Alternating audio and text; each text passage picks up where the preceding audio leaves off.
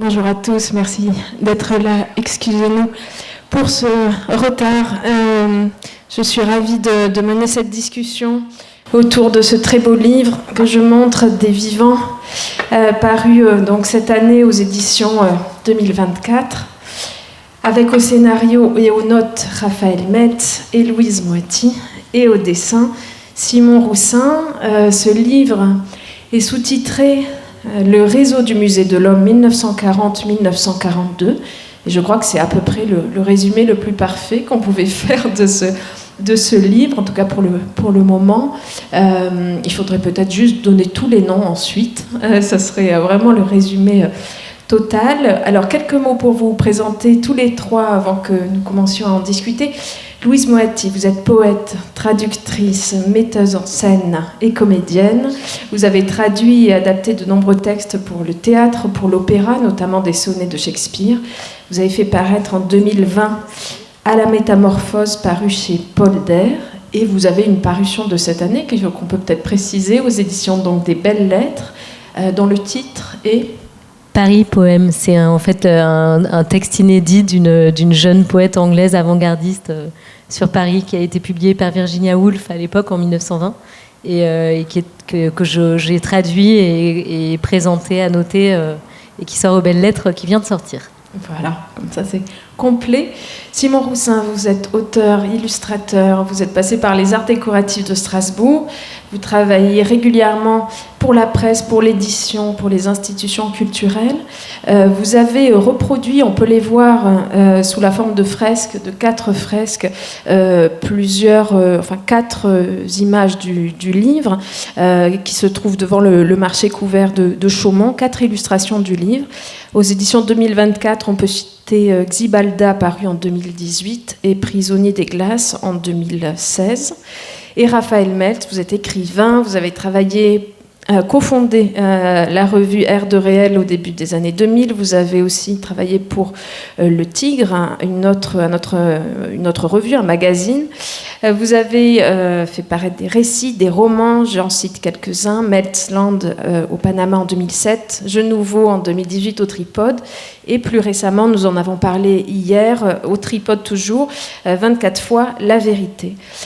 Alors, je suis très heureuse de retrouver ce trio parce que j'avais eu une première discussion avec eux alors que le livre n'était pas encore tout à fait terminé. On peut dire que tu as été la toute première lectrice puisqu'en effet, le livre n'était pas fini et en fait, tu l'as lu en version numérique.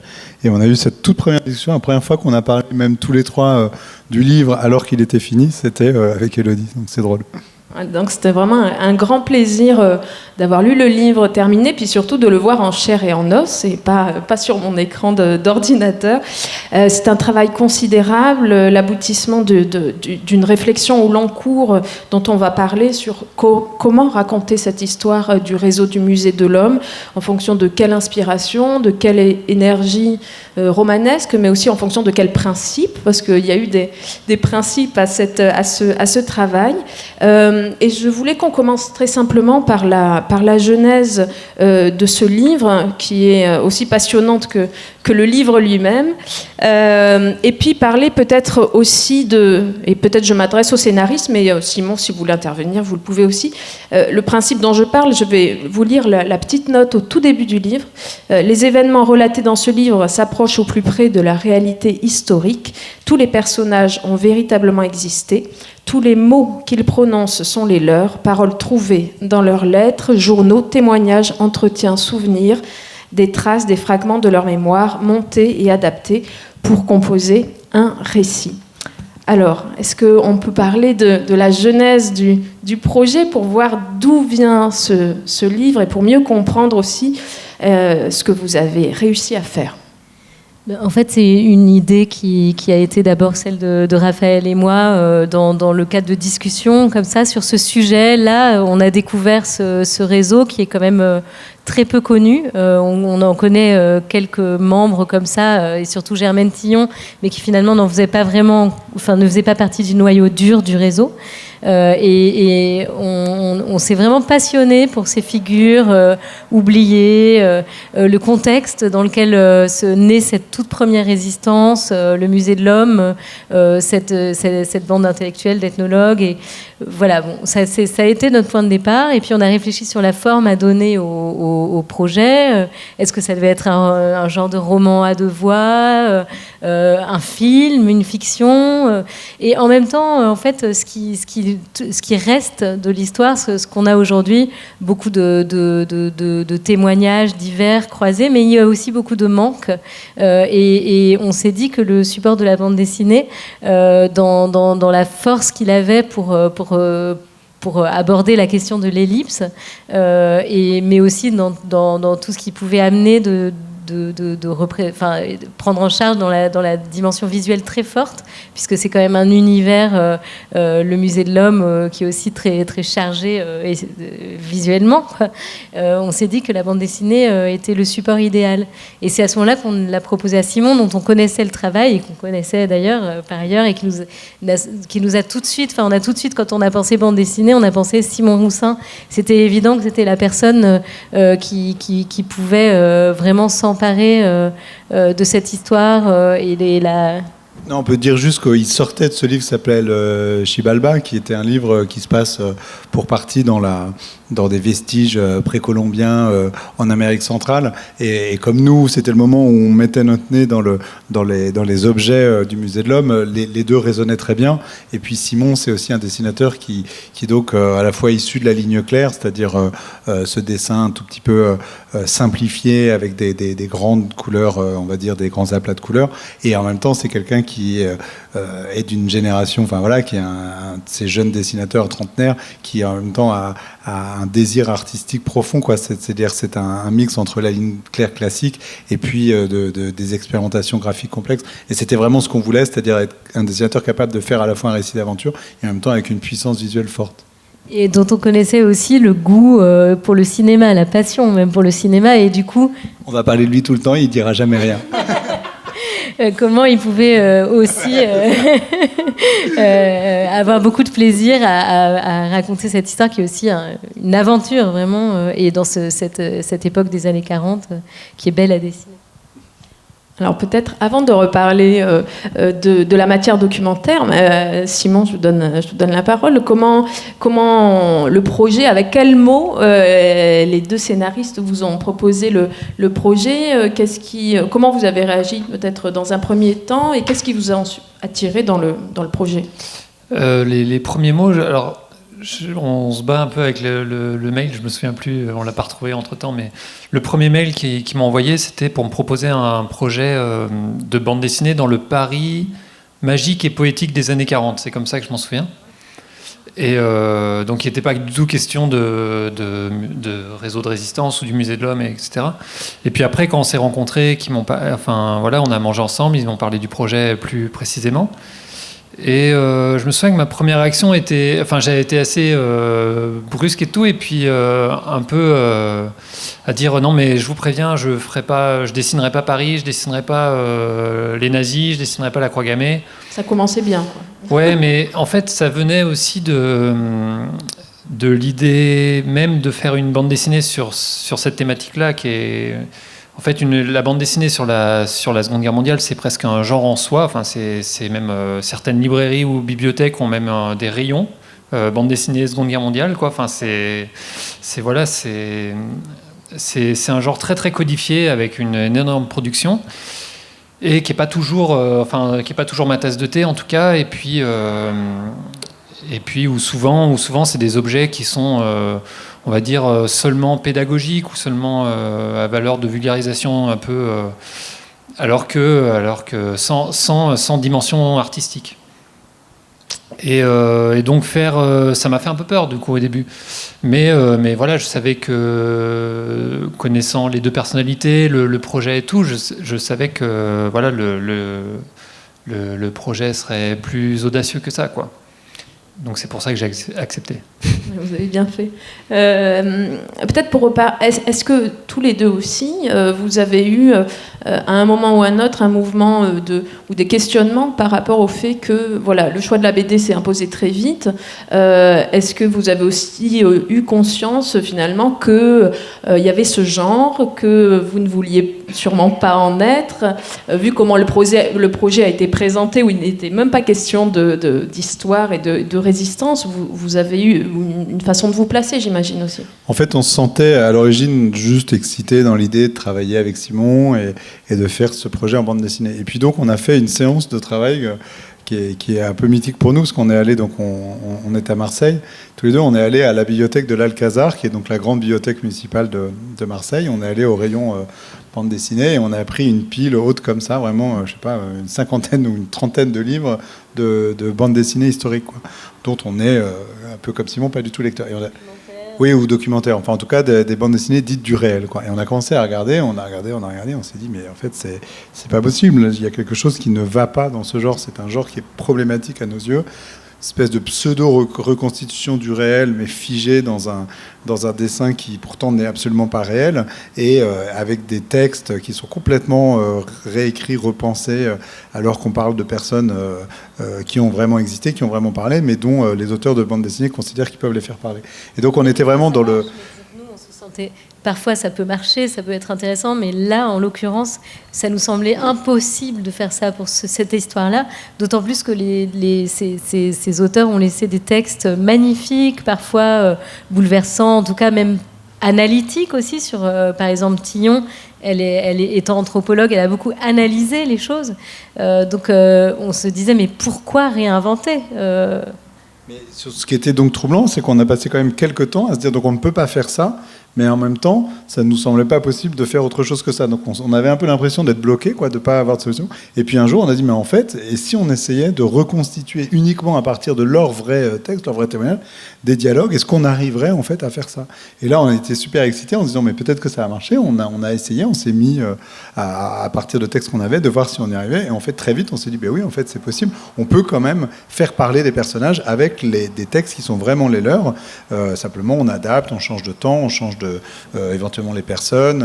Enfin voilà, on fait un travail d'adaptation, on coupe évidemment énormément, mais on garde leurs mots. Et là, ça nous a complètement libérés parce qu'on s'est rendu compte qu'on pouvait donc bâtir un scénario, une histoire entièrement à partir de ces voix-là et qu'on n'était plus contraint à inventer des voix qu'on ne voulait pas inventer, quoi. Alors pour continuer à parler de ce qui a présidé à ce livre, je ne peux pas m'empêcher de rebondir sur une discussion qu'on a eue hier à propos de votre livre, Raphaël, où on trouve en fait une définition de la littérature. Écrire, c'est savoir convoquer les spectres. Donc j'ai interrogé Raphaël là-dessus, et il s'avère que cette phrase appartient à Louise, et que Louise a utilisé cette phrase-là pour parler du travail que pourrait faire Simon sur ce projet-là. Il fallait trouver quelqu'un capable de convoquer les spectres. Et c'est intéressant cette histoire-là, pas seulement pour le dessin, pour le travail de Simon, mais finalement votre parti pris de nous donner à entendre ces voix, de ne repartir que d'une matière documentaire, ça participe aussi de convoquer les spectres, j'imagine. Enfin, je ne sais pas si vous le voyez comme ça, mais complètement. Et en fait, c'est drôle parce que maintenant, aujourd'hui, on se rend a posteriori encore plus compte du fait qu'avoir fait ce choix et les choix aussi de narration dont on va reparler, c'est-à-dire parfois on plonge dans la mémoire, les souvenirs des personnages.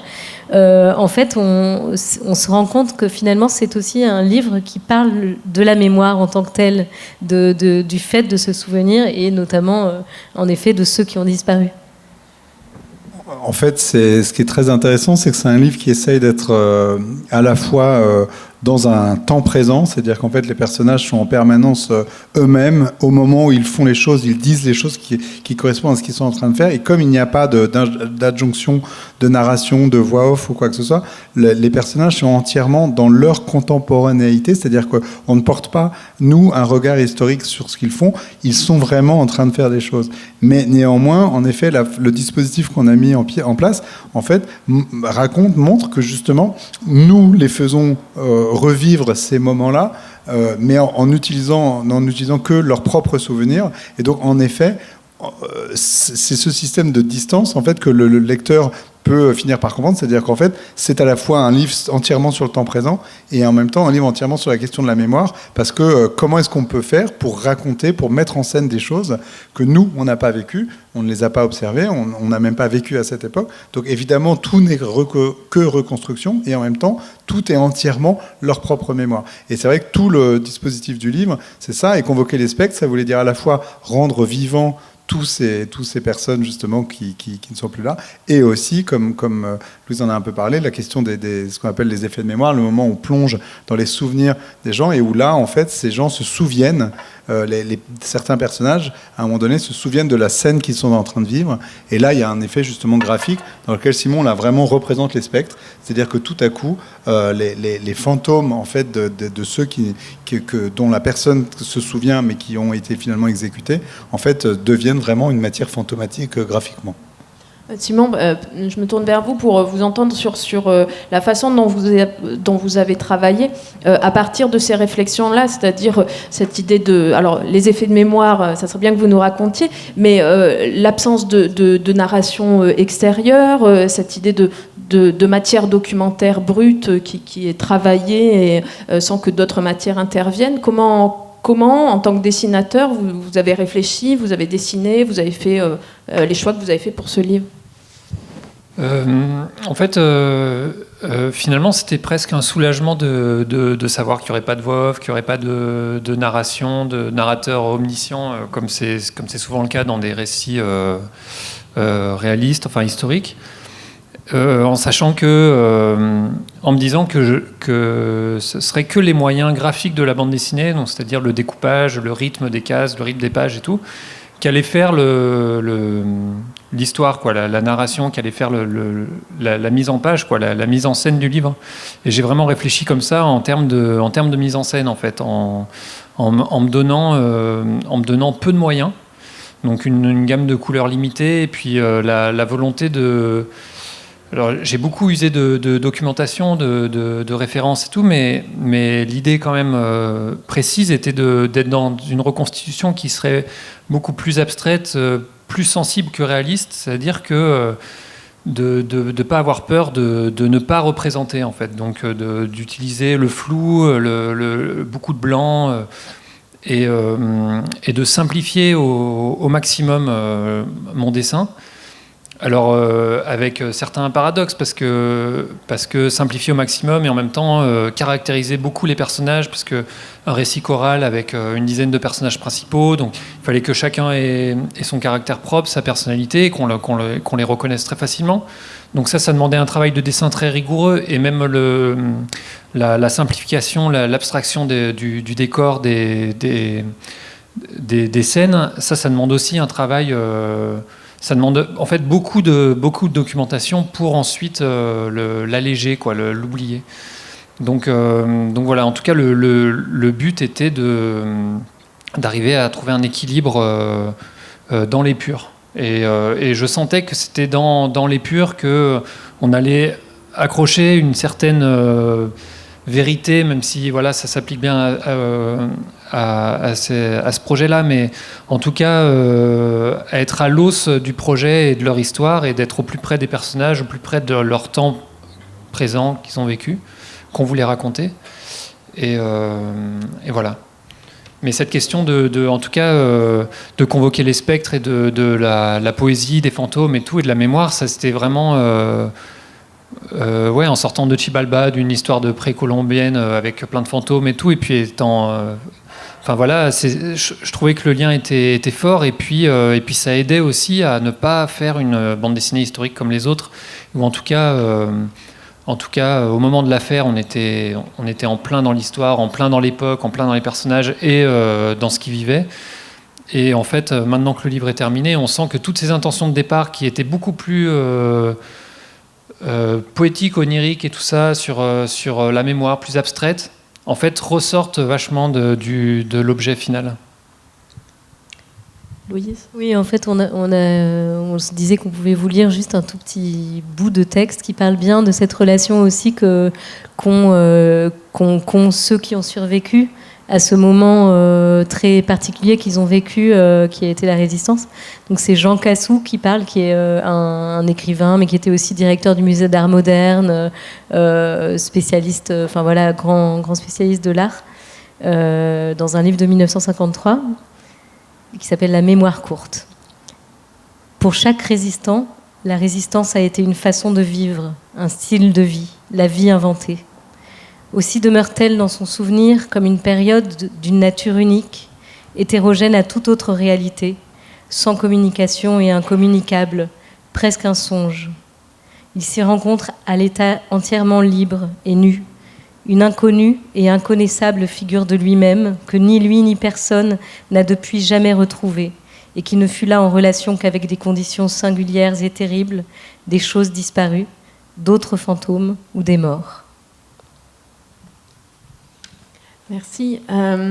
Justement, peut-être pour reparler de cette attitude que vous décrivez au moment de... Alors, peut-être précisons que le livre commence au moment de l'inauguration du Musée de l'Homme et qu'ensuite, il y a ce moment de l'armistice, de la cessation des combats.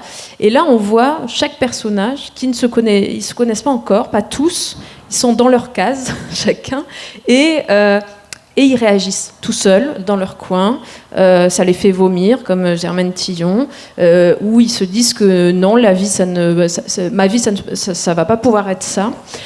Et ça, c'est quelque chose de très émouvant et qui rappelle que vous décrivez un réseau où c'est les premiers pas de la résistance. On n'appelle pas encore ça d'ailleurs la résistance. Est-ce que vous pouvez revenir sur ces premiers? Ah oui, alors donc le discours dont vous parlez, c'est le 17 juin 40, quand Pétain prend la parole en disant que il a donc décidé de cesser le combat. Donc c'est en fait, il annonce l'armistice à venir qui aura lieu dans quelques jours. Et en effet, on a bâti cette page. Avec Simon, on voit en effet plein de nos personnages qui réagissent. Et Germaine Tillon, en l'occurrence, c'est elle qui a fait vraiment le récit, qu'elle a vomi après avoir entendu ce discours. Donc en fait, là encore, on est au plus proche de leur souvenir, puisque du coup, l'ayant comme elle l'a raconté, on l'a mis en scène. Ce qui est intéressant, c'est qu'en effet, à partir du 17 juin 40, il y a un certain nombre de personnes, ils ne sont pas très nombreux, mais il se trouve que ce sont tous les personnages de notre livre, ils décident de refuser, en fait, de la même façon que De Gaulle le refuse depuis Londres où il s'est réfugié. Eux, qui sont restés en France, décident de refuser l'occupation allemande et refuser de se soumettre à ce que le gouvernement de Vichy va accepter de faire, c'est-à-dire collaborer. Et en effet, le mot résistance, c'est un mot qui est donc employé quand même dans le discours, dans l'appel du 18 juin de Gaulle. Il finit en disant « Quoi qu'il en soit, quoi qu'il arrive, la flamme de la résistance française ne s'éteindra jamais ». Donc c'est un mot qui est déjà là, mais c'est un mot qui évidemment n'a pas le sens qu'on lui donne maintenant avec un R majuscule, la résistance. Non, bien sûr que non. C'est juste qu'ils ont le sentiment tout de suite qu'ils doivent lutter, et donc on utilise en effet plusieurs de leurs phrases qui sont différentes. Certaines qui disent pour moi le nom est catégorique, d'autres qui disent mais en fait il est impossible de se soumettre, etc. En fait chacun ou chacune, parce que ce sont aussi beaucoup des femmes, puisque les hommes sont partis au combat, sont encore dans leur baraquement de prisonniers. Les Français ont baissé les armes, mais sont encore donc regroupés par les Allemands. Donc ils ne sont pas de retour à la vie civile, ils ne sont pas de retour à Paris. Donc à Paris, autour du Musée de l'Homme, il y a beaucoup de femmes ou des vieux, puisqu'en fait les vieux ne sont pas partis, des vieux messieurs, je veux dire, ils ne sont pas partis à la guerre. Et donc tout de suite, instinctivement, ils disent non. Et en fait, ils disent on va faire des choses, il faut qu'on fasse des choses. Qu'est-ce qu'on peut faire? Et c'est ça qui est très intéressant, que nous on raconte vraiment dans ce livre, c'est inventer, en fait, inventer la lutte. Qu'est-ce que c'est que de lutter? Il y a un pouvoir plus que dictatorial, il y a un pouvoir nazi en fait, avec les premières lois anti-juives qui sont elles édictées par Vichy. Donc il y a une double dictature, une dictature imposée par les Allemands, une dictature que les Français fabriquent de leur côté avec le maréchal Pétain. Et donc face à cette double dictature, il faut trouver des moyens. Donc il faut par exemple lutter contre les mensonges. C'est aussi un réflexe premier par exemple de Jean Cassou qui dit tout de suite mais il faut qu'on dise autre chose que les mensonges du gouvernement de Vichy et des Allemands. Donc, et puis il faut en effet aider à faire évader des soldats anglais qui ont été pris dans la poche du Nord. Donc là, il y a un personnage d'une femme garagiste, Sylvette Leleu, qui est garagiste à Béthune et qui va donc aider et les Polonais et les Anglais qui sont donc dans cette poche du Nord à quitter Béthune, à passer en zone libre, puis à quitter la France pour aller se réfugier en Angleterre. Il faut aussi s'occuper des prisonniers coloniaux qui sont particulièrement maltraités par les Allemands parce qu'ils sont noirs. Et donc, du coup, il y a aussi des réseaux qui prennent en charge, auxquels participe Germaine Tillon, qui prennent en charge spécifiquement le soutien. Et par exemple, ils inventent un dispositif où ils font des faux certificats médicaux en disant que ces personnes noires souffrent de maladies tropicales et donc sont en très mauvais état et qu'il faut absolument les évacuer de peur qu'ils contaminent tout le monde. Et donc les Allemands, qui sont très hygiénistes, ont très très peur de tous ces microbes et donc laissent sortir un maximum de noirs de... Voilà, ils filent des camions militaires en disant vite sortez-moi tous ces gens malades, on ne veut pas les garder. Et du coup, en fait, c'est une façon de les libérer. Et donc, voilà, la question de la propagande devient aussi très importante puisqu'ils vont vouloir prendre la parole de façon plus claire. Et là, ils feront ce fameux journal qui s'appellera justement Résistance, c'est-à-dire qui donnera à ce nom commun, ça deviendra un nom propre. C'est une très belle formule d'Aveline, l'écrivain Claude Aveline, qui dit « Nous étions des apprentis sans maître, des autodidactes de la conspiration ». On a hésité d'ailleurs à donner comme titre au livre à un moment « Autodidactes de la conspiration » ou « Des autodidactes de la conspiration ». C'est très beau comme formule. Ouais.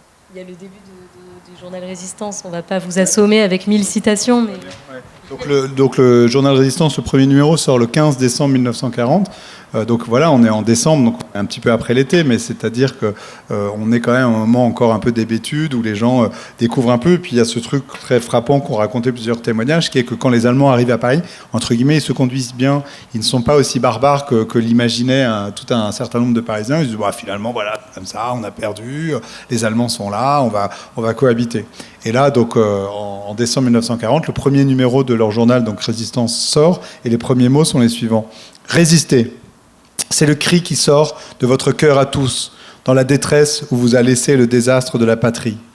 C'est le cri de vous tous qui ne vous résignez pas, de vous tous qui voulez faire votre devoir. Mais vous vous sentez isolés et désarmés, et dans le chaos des idées, des opinions et des systèmes, vous cherchez où est votre devoir.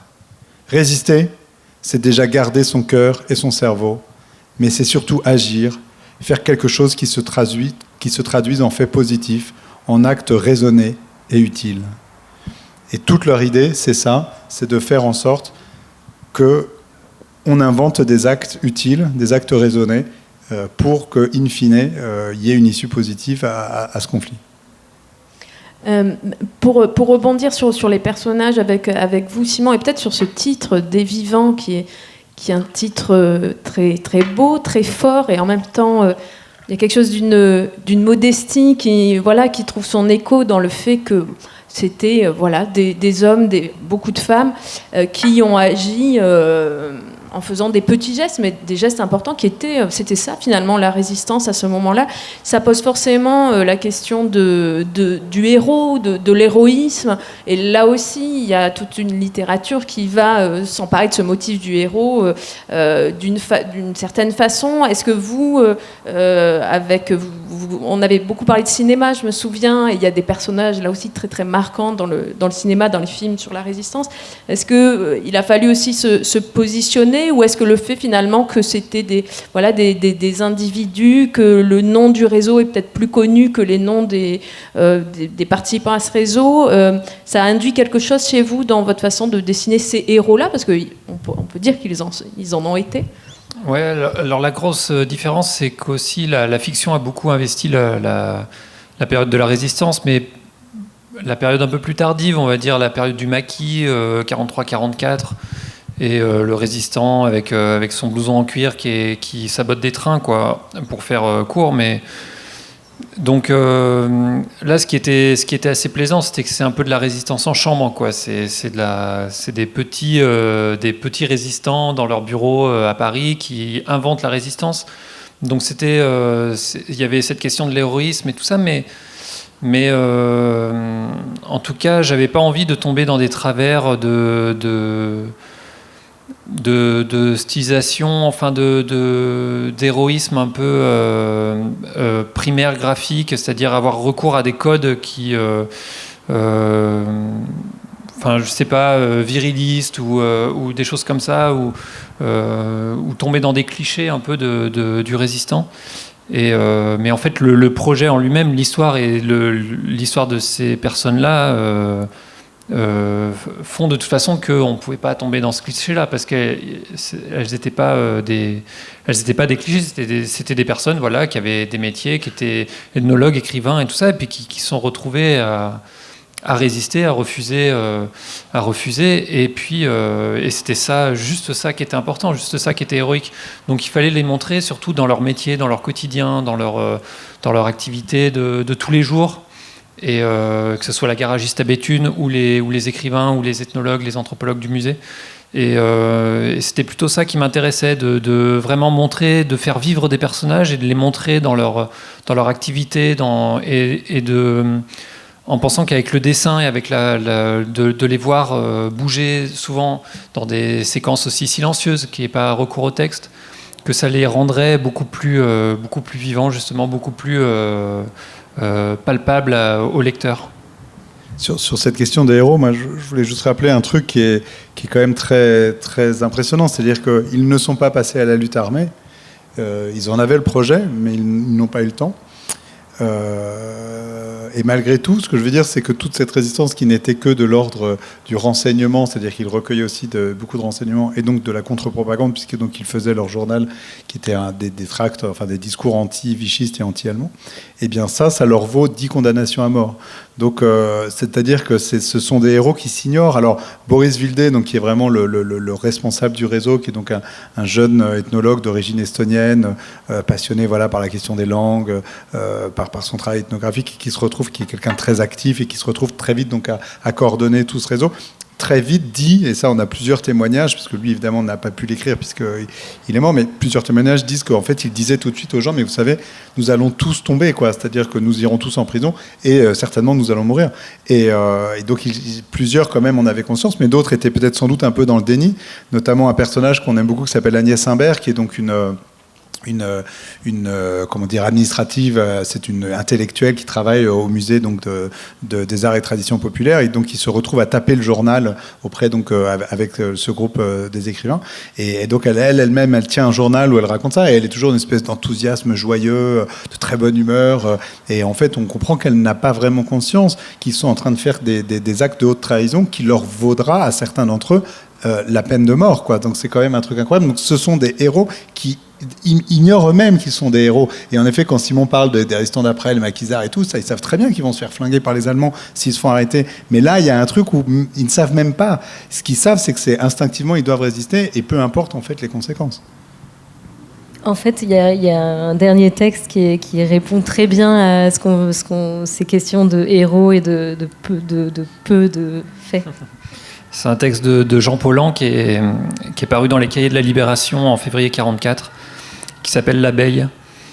Et il dit « Je sais qu'il y en a qui disent « Ils sont morts pour peu de choses. Un simple renseignement, pas toujours très précis, ne valait pas ça.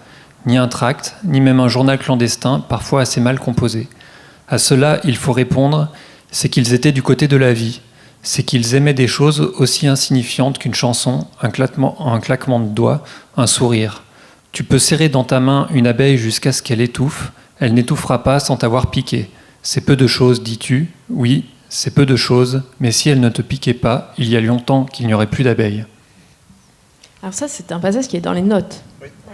Oui, alors, non, mais il faut on parler. avait tellement de sources qu'on n'a pas pu mettre tout dans la bouche des personnages, et donc il y a un certain nombre de textes qu'on a mis dans les notes parce qu'il nous semblait tellement important, on voulait que le lecteur puisse y avoir accès, et en effet il y a accès par les notes après la bande dessinée. Et puis dans les notes, on a quand même aussi, vous reprenez un petit peu le fil des personnes qui sont dans ce livre, il y a une sorte de petite biographie de leur vie, et ça faisait longtemps que j'avais pas lu des notes avec autant de plaisir.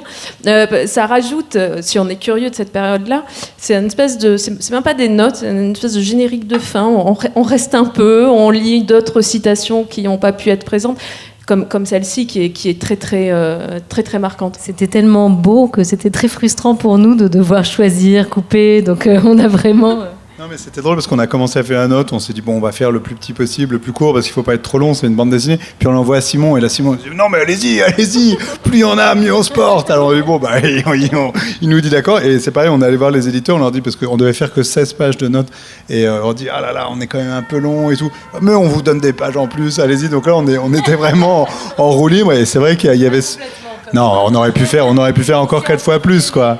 Mais c'est vrai qu'il y avait cette envie de rester, et je pense que pour le lecteur, ça produit ça aussi.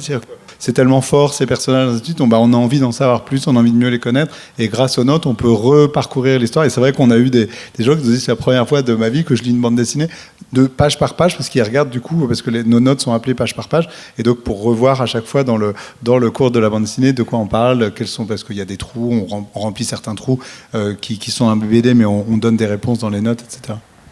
Alors, quand même, peut-être redisons un mot du musée, parce que tout commence dans ce musée. La résistance commence finalement un petit peu aussi à l'intérieur. Nombre des personnages sont des ethnologues. Il y a Paul Rivet, il y a Vildé dont on parlait. La résistance s'organise là, et la résistance aussi par rapport à l'Allemagne à la fin des années 30, c'est aussi finalement une bataille scientifique. Le livre commence par là. Je pense que c'est quand même important, parce que c'est des choses qu'on retrouve après dans le fil de l'histoire, quand Paul Rivet dit donc les hommes partent au front, et au musée on dit nous aussi on tiendra, l'ethnologie française se battra, donc chacun est à son poste, à sa place, et ça fait partie ça fait partie de cette guerre, et ça fait partie de la résistance. En fait, c'est ce que dit Yvonne Audon. Elle dit on ne peut pas être à la fois ethnologue et nazi, c'est impossible. Et Paul Rivet, en fait, qui dirige le musée de l'Homme, donc qui est créé en 1938 à partir du musée d'ethnographie du Trocadéro, lui, en fait, fait partie du comité de vigilance des intellectuels antifascistes. Déjà, quoi. Et c'est d'ailleurs un député ou sénateur conseiller municipal de Paris, le premier conseiller municipal de gauche officiellement, enfin Front Pop et tout. Donc voilà, c'est une mouvance comme ça. La fondation du Musée de l'Homme, elle se fait vraiment dans l'idée de démonter les théories racistes et fascistes naissantes et qui prennent de l'ampleur dans l'Europe autour de la France, et même en France. Et donc, c'est donner les arguments scientifiques et les rendre accessibles à tous. Il y a vraiment cette idée de s'adresser à tout le monde, y compris aux travailleurs. Le musée est ouvert le soir pour que justement des gens puissent y aller après leur travail, et de donner des arguments scientifiques pour contrer les théories racistes. Alors attention, on est dans un antiracisme de l'époque, c'est-à-dire qu'on parle encore de race d'un point de vue scientifique. Il y a des vitrines qui présentent différentes races, mais l'idée est de démontrer que ces races sont égales entre elles. Et c'est ça le militantisme de l'époque, enfin en tout cas ce militantisme-là qui est porté par cette mouvance des ethnologues du musée. Ce qui est intéressant, c'est que si on regarde l'histoire ex post, on se dit c'est évident, ils ont un discours dans les années 30, eux, je veux dire, que ce soit Rivet, les ethnologues, Rivet qui crée aussi une revue qui s'appelle Race et Racisme, où ils font un numéro spécial qui sort à l'automne 39, alors que la guerre a été déclarée, mais il l'avait préparé avant, où en fait le but est de lutter justement contre le nazisme en expliquant que justement en Europe, il n'y a pas, ça n'est par exemple la race aryenne n'existe pas, c'est-à-dire que c'est vraiment clairement une façon de s'opposer à l'antisémitisme allemand. Donc on se dit, c'était logique qu'il soit résistant.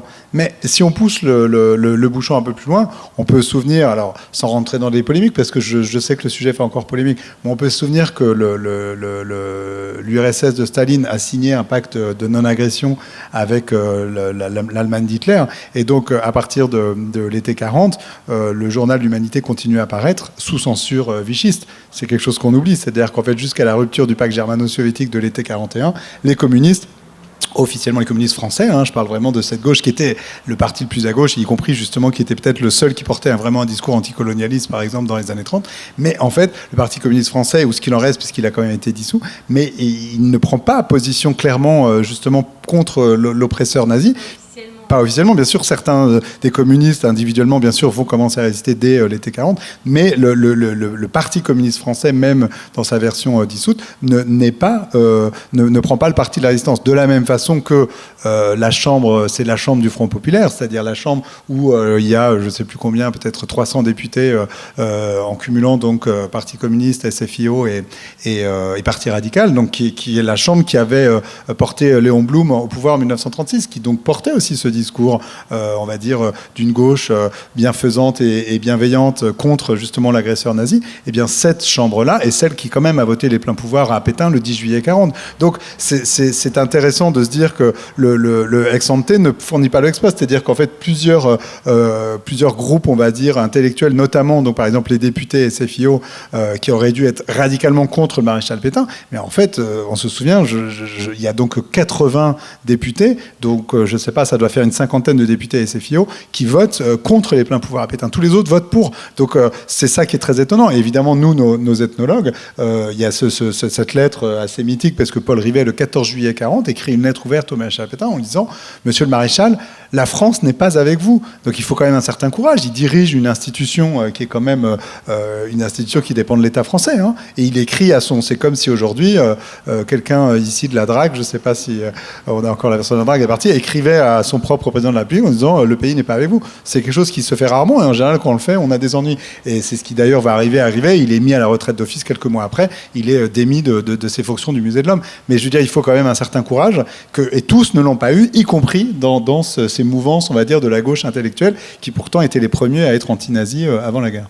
Oui, et d'ailleurs, le musée est le seul monument public, enfin le seul lieu aussi de culture qui reste ouvert le jour de l'arrivée des Allemands. Et Rivet fait placarder un poème If de Kipling, tu seras un homme, mon fils. Là, bon, voilà, c'est pareil, ça se contextualise, mais où il parle justement de l'idée de résister. Il y a une phrase, et c'est peut-être pour parler d'un autre moment, et puis peut-être de la fin aussi de ce réseau, mais j'avais retenu cette phrase, je pense que c'est Germaine Tillon, vous allez me le confirmer, en tout cas c'est dans les pages, quand ils se font tous, donc les uns après les autres, arrêtés et emprisonnés, la certitude d'être fusillé d'ici à quelques semaines n'empêche en rien d'éprouver du plaisir à étudier le sanskrit. C'est qui ? C'est Vildé qui dit ça. Elle n'est pas... Ouais, d'accord. Mais ça rejoint un petit peu cette bataille aussi des idées scientifiques qu'il y avait à ce moment-là. Alors peut-être, Simon, parlez-nous quand même de ces pages, je pense, qui restent beaucoup dans les mémoires des lecteurs. Enfin, c'est ce que j'imagine, mais on distingue un peu la tranche noire sur le moment de l'arrestation, puis le moment où ils sont tous emprisonnés. Il y a un travail graphique qui est absolument merveilleux et magnifique. Est-ce que vous pouvez revenir sur les choix que vous avez faits ? Peut-être je peux essayer d'en montrer quelques pages.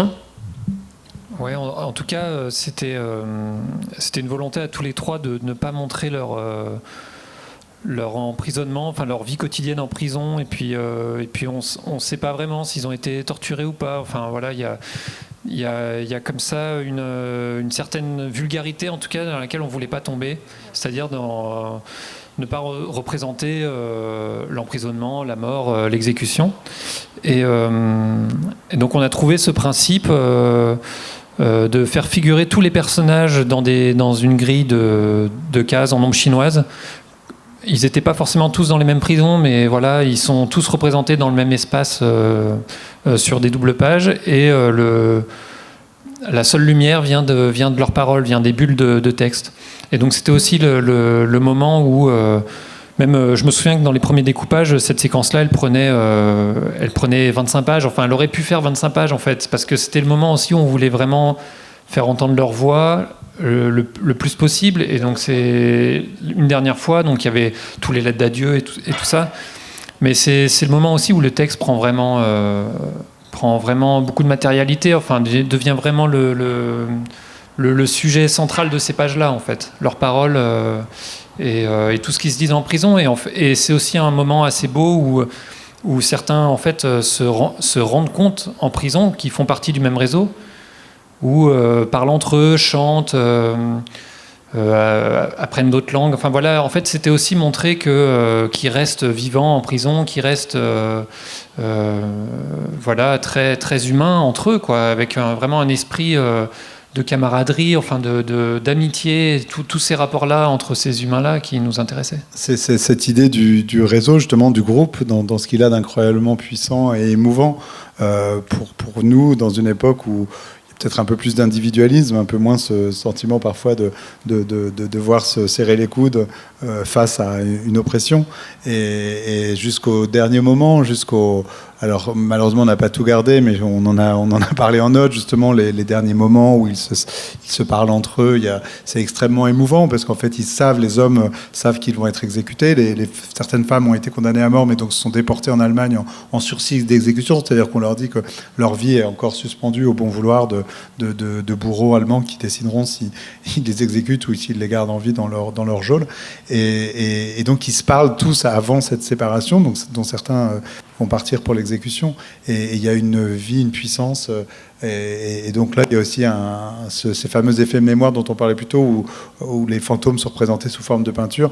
On a fait cette double page où ceux qui vont survivre enserrent dans leurs bras ceux dont on sait qu'ils vont mourir, dont nous savons qu'ils vont mourir, mais eux, ils ont encore l'espoir qu'ils vont survivre à une grâce, puisqu'il y a encore la possibilité de demander une grâce, mais en fait, la grâce n'a pas été obtenue, et donc ils ont été exécutés. Et c'est vrai que jusqu'au dernier moment, et y compris d'ailleurs le moment où ils sont exécutés, on a des témoignages aussi par l'abbé allemand, donc c'est un personnage assez complexe, puisque l'abbé Franz Stock, il travaillait pour les Allemands, mais c'est lui qui accompagnait tous les exécutés, les gens qui se faisaient fusiller au Mont Valérien, et donc qui, quand même, de façon relativement, on va dire, empathique, retranscrivait les derniers mots aux familles de ces condamnés à mort. Et donc, par cet abbé, on a le récit, le fait qu'ils ont chanté des chansons ensemble, que Vilde, Levitsky et Walter, qui étaient les trois, on va dire, chefs successifs du réseau, ont demandé à être exécutés les derniers, donc ont vu leurs amis se faire exécuter avant eux-mêmes de partir au peloton d'exécution. On demandait à ne pas avoir les yeux couverts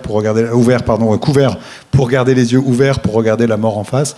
Et voilà, toutes ces pages sont extrêmement... Ces pages ne sont pas dans notre livre, puisque justement, nous ne voulions pas non plus, comme Simon vient de le dire, voilà, c'est pas dans la bande dessinée, puisque nous ne voulions pas non plus jouer cette espèce de vulgarité de la représentation d'un peloton d'exécution avec les corps qui s'effondrent, enfin, tout ce que ça peut avoir de facile. Et donc, on a décidé de le faire... Enfin, c'est un personnage, donc le personnage de Claude Aveline, qui revient 3 ans après, alors que la guerre vient de s'achever, sur le lieu d'exécution, et qui se souvient par les récits que lui en a eu de cette exécution. Et donc on remet ce filtre de la mémoire pour le lecteur, c'est-à-dire qu'on lui dit nous on n'y était pas, on va pas te montrer comment c'était, en revanche ce qu'on peut faire c'est te raconter ce que quelqu'un d'autre qui n'y était pas a comme souvenir de cet événement qu'il n'a pas vécu, et que donc on ne va pas montrer, si ce n'est dans ton imaginaire à toi, lecteur.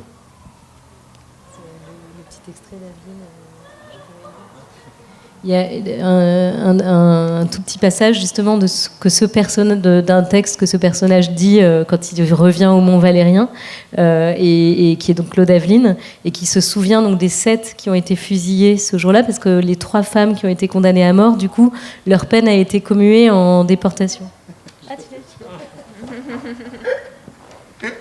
Donc en fait, en fait, ça c'est un discours qu'il a prononcé 10 ans après leur exécution.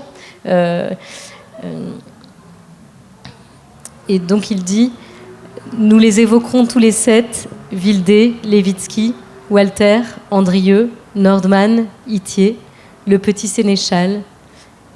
Nous les évoquerons tels que doit les garder notre mémoire, tous les 7 frémissants de vie et de révolte, même les plus secrets, soigneusement appliqués à l'action, même les plus téméraires, aussi différenciés par la nature qu'il était possible, et tous pareils, tous frères, par la volonté de dire non jusqu'au bout.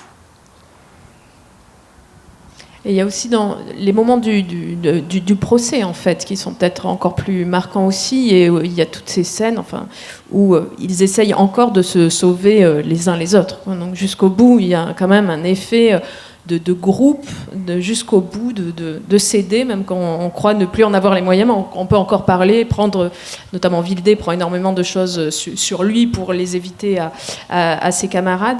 Peut-être un mot aussi de ce qui les a fait tomber, puisqu'ils ont été trahis, doublement trahis. Est-ce qu'on peut quand même, puisque c'est quand même une grande partie de l'histoire aussi, il y a eu des résistants de la première heure, mais il y a eu aussi des collaborateurs de la première heure. Donc, est-ce qu'on peut revenir sur ce moment important de l'histoire, de la fin du réseau ?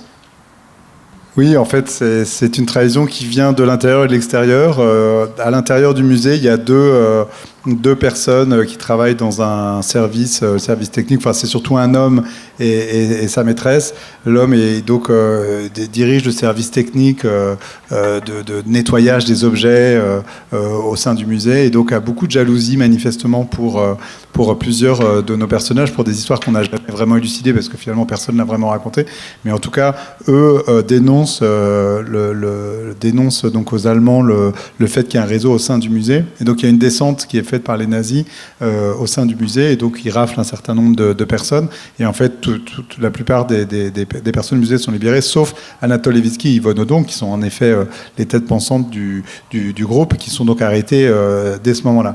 Par ailleurs, Boris Vildé, à ce moment-là, lui, s'était réfugié en zone libre parce que ça commençait à sentir le roussi, et donc la trahison de l'extérieur, qui est presque pire encore, c'est un traître qui s'appelle Albert Gaveau, qui est donc un Français, mais dont la mère était allemande, qui en fait va, dès les débuts de la guerre, en effet, dès l'été 40, lui, en effet, c'est comme tu le dis très bien, décide de devenir collabo très vite. Donc il va voir les Allemands en disant, bon, écoutez, si vous me donnez de l'argent, moi je vais vous donner tous les gens qui sont contre vous, quoi. Et donc il est salarié, mensuellement, il touche une certaine somme par les nazis, mais en plus il a une prime à chaque fois qu'il fait tomber quelqu'un. Et donc il y a quelque chose d'assez spectaculaire, puisque son but, c'est de faire tomber un par un les gens. Manifestement, c'est plus rentable pour lui s'il les fait un par un que par groupe. Et donc justement, le jour où il y a la rafle au musée, il est très en colère parce que c'est pas lui qui a dit de faire la rafle. Il voulait pas qu'il y ait la rafle, il voulait en faire tomber un, puis un autre, etc. Et donc, et c'est ce qui fait donc justement, qui fait que, et en fait, Boris Vildé avait confiance en lui. Évidemment, c'est le principe du traître. Il a su inspirer sa confiance, et donc il fait tomber un par un des passeurs, des gens qui sont juste, on va dire, des petites mains du réseau. Et puis à chaque fois, ils se font arrêter, et à chaque fois, il s'en sort parce qu'il est avec eux, ce traître, et à chaque fois, il s'en sort. Et personne ne comprend, c'est terrifiant. Personne ne comprend que c'est le traître. Et jusqu'au dernier épisode où c'est Boris Vildé, mais même après l'arrestation de Vildé, ouais, c'est ça. Même après, en fait, il fait en sorte que Vildé soit arrêté. Et encore une fois, il fait en sorte que Walter, qui est le dernier chef du réseau, soit arrêté. Et c'est seulement lorsqu'ils se retrouvent en prison qu'en fait, en se parlant entre eux, ils comprennent que c'était lui le traître. Et ça, c'est une histoire qui est terrifiante parce qu'ils le savent. Ils font remonter l'info à l'extérieur parce qu'ils arrivaient à parler à leurs proches. Voilà, au début, ils le couvrent en se disant lui, il n'a pas été arrêté, donc on va dire qu'il n'a rien fait et tout. Ils ne savent pas que c'est le traître. Ils finissent par le savoir. Ils font sortir l'info à l'extérieur. Il y a apparemment un projet d'exécution par des résistants, donc autour de Germaine Tillon, qui, elle, n'a pas été arrêtée, qui soit échoue, soit n'a pas lieu. Ça, on n'a pas eu de certitude. Oui, mais en fait, on a une seule source, donc on n'est pas sûr. Enfin, en tout cas, voilà. Et après, ce qui est terrible, c'est qu'après la guerre, il disparaît pendant quelques années. On finit par remettre la main sur lui. Il finit par être jugé en 1949. Il a, on ne sait pas, entre 30 et peut-être jusqu'à 100 morts sur la conscience. 100 personnes qu'il a dénoncées qui sont mortes à cause de lui. Eh bien, il s'en sort avec... Il n'est pas condamné à mort, parce qu'on est en 49, on est trop loin de la fin de la guerre. Donc il n'y a plus cette passion qu'il y avait, cette tension qu'il y avait en 45-46, où tous les traîtres étaient tous condamnés à mort. Il n'est pas condamné à mort, il est condamné aux travaux forcés. Il ne fait que 10 ans de travaux forcés, ensuite il est gracié, et il finit de sa vie. Il meurt en 1989, voilà, dans son petit pavillon de banlieue, en ayant tout ce souvenir d'avoir trahi en fait, des gens contre de l'argent. C'est un truc qui nous semble dingue, en fait, mais voilà, c'est quelqu'un qui a accepté de l'argent pour que des gens meurent. Ça semble absurde et tout, mais ça a vraiment eu lieu. Il y a vraiment des gens qui étaient capables de prendre une petite pièce de billets en échange de nombre de personnes qui allaient se faire exécuter. Et c'est vrai que c'est quelque chose qui est... Alors voilà, on l'a raconté, on a mis en scène cette histoire aussi dans le livre, puisqu'on avait des sources, y compris des propos de lui, puisqu'il y avait des rapports. On a retrouvé des rapports qu'il fait où il parle aux Allemands et ainsi de suite. Donc on le met en scène aussi dans sa capacité à se faire passer pour quelqu'un de gentil. Mais en fait, on a hésité à représenter toutes ces arrestations les unes après les autres, et finalement on a décidé de ne pas le faire. On s'est arrêté à la la plus importante d'entre elles, qui est celle de Boris Vildé, qui est parmi les premières. Et après, on a ellipsé complètement et tout le monde se retrouve en prison. Parce qu'en fait, on avait vraiment envie de raconter les débuts, l'invention de la résistance. Ça nous semblait très intéressant. Donc, on a quand même consacré beaucoup de temps, justement, à montrer le contexte dans lequel tous ces personnages commencent à penser l'idée de résister. Et puis ensuite, comment ils mettent en place cette résistance. Et comment tout s'accélère jusqu'aux arrestations. Et du coup, on s'arrête comme ça dans les premières arrestations et on va directement à la prison et au procès. Mais c'est vrai qu'ils étaient à la fois très naïfs dans leur manière d'inventer cette résistance et en même temps, la chance qu'ils ont eue, enfin, ils étaient quand même assez organisés pour que le traître ne fasse pas tomber ceux qu'il n'a jamais rencontrés. Donc tout le groupe des écrivains, par exemple, est complètement passé... a pu continuer, être sauvé. Enfin voilà, les Jean Cassou, Claude Aveline et tout, c'est des gens qui ont rejoint d'autres groupes de résistance après, qui ont publié dans d'autres journaux. Enfin voilà. Donc heureusement, il n'a pas fait tomber tout le monde et certains ont pu raconter ensuite ce qui s'est passé. Et les femmes sont revenues de déportation. Alors, je me tourne vers vous. Si vous avez des questions à poser à notre trio, on va prendre encore quelques minutes pour cela avant une séance de dédicace qui aura lieu sous l'autre chapiteau. Est-ce qu'il y a des questions ? Oui, il y a une question là-bas.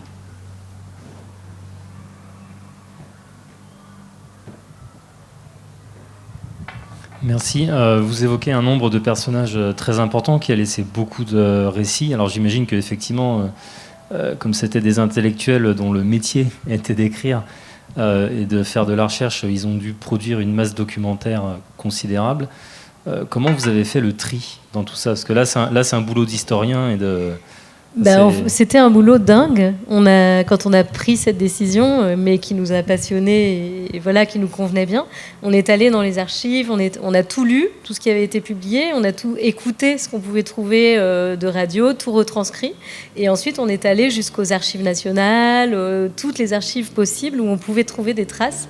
Et on a tout collecté dans un document qui fait 800 000 signes, quoi, qui est énorme. Et ça vous a pris combien de temps, pardon ? Parce que ça me semble... Plusieurs mois. 2 jours. Non, en effet, voilà, on y a passé énormément de mois. Et quand vous dites un travail d'historien, je pense qu'on avait tous les deux hyper envie de jouer aux historiens. C'est vraiment de faire comme si... En fait, il y a quelques livres d'histoire qui ont été faits, mais aucun complètement assez précis et tout. Enfin, il y a une thèse qui donne toutes les sources, donc qui est très bien, mais qui raconte pas vraiment bien précisément les choses. Donc, on est vraiment retourné aux sources premières. Et c'est vrai que c'est un boulot d'historien. Je veux dire, le fait d'aller aux archives et tout, en général, on fait pas ça quand on fait un récit. Et d'ailleurs, on a fait des trouvailles. Voilà, et on a trouvé des documents que personne n'avait jamais trouvés, parce qu'en remettant bien notre nez dans les archives, on a fait émerger des choses qui n'étaient pas encore connues. Et c'est vrai que cette partie de recherche a duré plusieurs mois, était passionnante, parce qu'on était vraiment dans cette excitation de découvrir. Plus on avait de matériaux, plus on savait qu'on aurait un scénario riche. C'était vraiment, on savait très bien que par rapport à ces 800 000 signes, on n'en garderait qu'une petite part. Donc on avait intérêt à avoir un maximum de choses, y compris des récits racontés de plusieurs points de vue. Plus on avait plusieurs points de vue d'une seule scène, plus on savait qu'on pourrait construire une scène assez riche avec des dialogues différents, des personnages disant des choses différentes. Et ensuite, on s'est battus. Voilà. Non, mais en fait, c'était drôle parce qu'on avait donc tout regroupé, on a tout trié par ordre chronologique pour se reconstituer. Mais parce qu'on avait besoin aussi, justement parce qu'on n'avait pas vraiment de livre d'historien complet. On avait besoin d'essayer, mais en fait, on s'est aussi rendu compte que ce n'était pas complet. Il manque, il y a des vides. Mais bon, malgré tout, on avait besoin de se reconstituer comme ça le film. Et puis, on avait chacun notre écurie. Voilà, c'est-à-dire que toi, tu as fait Aveline, moi, j'ai fait Tillon, enfin, des trucs comme ça. Je sais pas d'ailleurs qui avait fait quoi, mais en tout cas, je me souviens que j'avais fait Tillon, entre autres. Et en fait, chacun défendait son bout de grain en disant « Mais ça, c'est pas possible, il faut absolument le mettre !» et tout. C'était très drôle. Et en fait, c'était un travail de construction de scénario qui était assez chouette parce qu'en effet, on relisait après. Donc à partir, ça faisait un énorme document qui faisait des des centaines de pages, disons, et on le relisait par petits paquets. On s'est dit, bon, on est obligé de faire l'ordre chronologique, parce que si on rajoute en plus un autre type de narration, alors qu'on a un nombre incroyable de personnages, on va pas s'en sortir. Donc on les avait reclassés dans l'ordre chronologique, et on lisait par petits blocs, et on se disait, bon, bah, dans ce petit bloc-là, quelles sont les grandes lignes de force? Qu'est-ce qui est vraiment en train de se passer? Donc, par exemple, en effet, quand tout d'un coup on dit bon, bah, c'est le moment où il décide de faire un journal, bon, bah, on va raconter sur un certain nombre de pages l'invention du journal. Voilà. Donc, on a construit en écoutant aussi un petit peu ce qu'eux nous racontaient, et c'est ce qui explique que certaines choses, voilà, prennent beaucoup de place parce que tout d'un coup on a plein de matière, d'autres un peu moins parce qu'on a moins de matière, et ainsi de suite. Et c'était aussi le travail avec Simon par rapport à notre scénario. On avait des scènes où on avait très peu de dialogue, mais en même temps on trouvait qu'il fallait qu'elles prennent un peu de place. Et donc là, Simon, justement, juste avec son découpage et sa façon de fabriquer par le dessin du récit, pouvait remplir justement les vides qu'on avait nous dans notre texte. Donc c'était un truc très joyeux et assez excitant justement intellectuellement, c'est-à-dire en effet pas un vrai boulot d'historien mais quand même un peu, pas un vrai boulot de dialoguiste mais quand même un peu, bâtir un scénario à partir d'éléments qui ne viennent pas de nous mais où en même temps on doit construire beaucoup, inventer énormément, et puis ensuite avec Simon de rendre ça en plus visible quoi, pour le lecteur. Donc je pense que ça a été on dit toujours ça, on a passé 2 ans et demi mis bout à bout tous ensemble, parce que la part du dessin a été longue aussi, et c'est vrai qu'on a eu toujours un plaisir, on était toujours dans l'excitation. Simon à un moment trimait pour faire ses pages et ainsi de suite, nous les envoyait, on discutait, enfin, on était tout le temps dans l'excitation de que ce projet aille à son terme quoi. Et spécifiquement sur le traitement des sources pour arriver au dialogue même, il y a vraiment un travail d'adaptation quand même, c'est-à-dire on montait des fois pour faire une bulle, on monte plusieurs textes entre eux, enfin vraiment on n'a pas hésité quoi, on a coupé, on a collé, on a parfois même modifié un tout petit peu des trucs, genre on a remplacé des noms par dire nous comme des pronoms ou inversement, on a adressé les textes à d'autres personnes ou à quelqu'un tout court. Enfin voilà, il y a quand même des vraies parts aussi d'invention de notre part aussi, parce que parfois on sait qu'ils se sont retrouvés, mais on ne sait pas quand, on ne sait pas où, donc il fallait aussi nous inventer le lieu où cette scène se produisait. Est-ce qu'il y a une autre question ?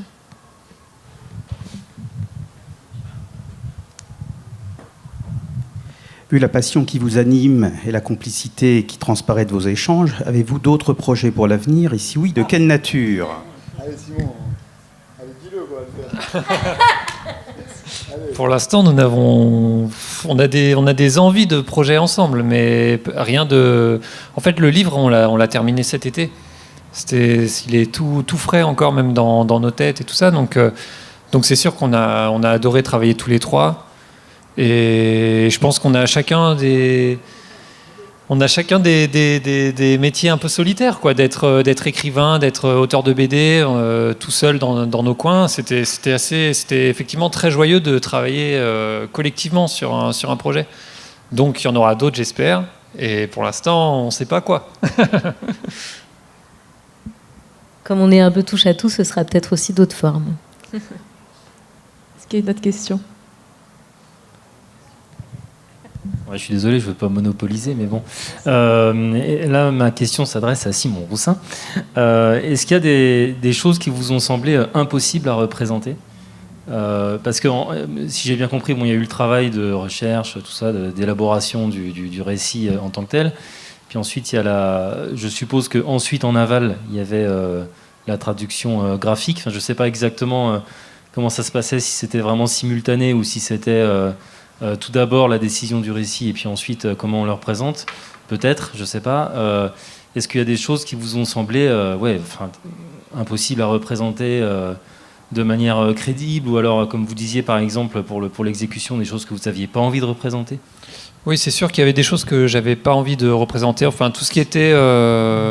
Mais bon, voilà, c'était acté dès le départ. Il n'y a rien eu dans le scénario que je voulais pas représenter, en tout cas. Mais après, c'est des choix, même dans ce qui est représenté, c'est aussi des choix de représentation. C'est-à-dire que je voulais pas représenter, par exemple, des soldats nazis. Je voulais réfléchir à la manière de représenter un soldat nazi, par exemple.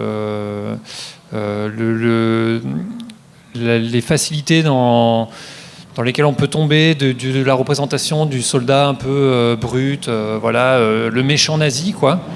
En bande dessinée, c'est quelque chose que, dès qu'il y a dessin, il y a trahison, il y a représentation, il y a interprétation. Et en tout cas, j'avais envie de me poser toutes ces questions-là de la représentation du réel, de gens qui ont existé, et surtout de cette époque violente.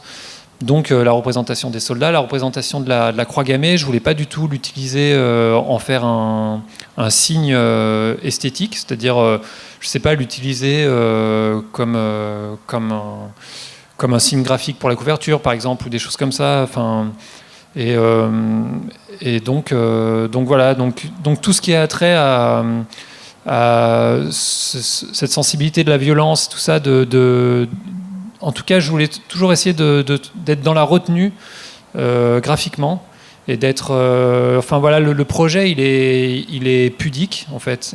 On s'efface derrière nos personnages et il fallait que graphiquement, il soit à la fois romanesque, à la fois qu'il prenne plein de liberté, qui l'emmène vraiment le lecteur dans un objet de fiction, et en même temps qu'il reste très retenu, très pudique.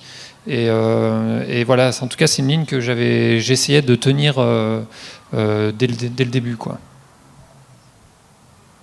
Est-ce qu'il y a une autre question ?